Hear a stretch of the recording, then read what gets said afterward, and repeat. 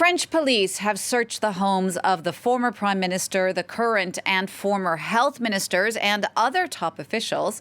That search today, part of an investigation into the government's handling of the coronavirus crisis.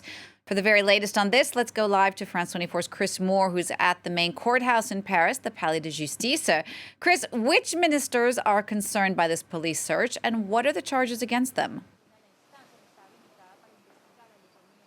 First of all, as you said, they're the former Prime Minister, Edouard Philippe, a man who was often judged to have had a relatively good pandemic in terms of his communication.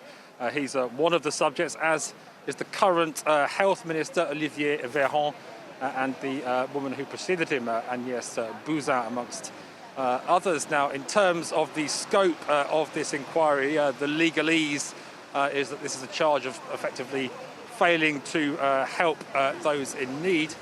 This translates really in terms of this investigation into whether the French government has always acted appropriately, morally, effectively on the information it had during the coronavirus crisis.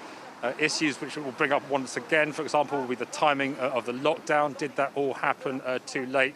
And other perennial headaches really for the French authorities. First of all, the debate over masks and other PPE. As you can see, they're now obligatory here on the streets of the French capital. Earlier this year, the French government was busy telling people that they were effectively useless in fighting the pandemic.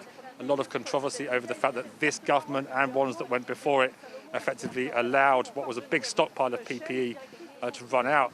Testing likely to be another issue. France was a bad pupil back in the early days of the pandemic, effectively abandoning any kind of mass testing program at one point. Things have improved then, but there's still been a lot of flaws in the system.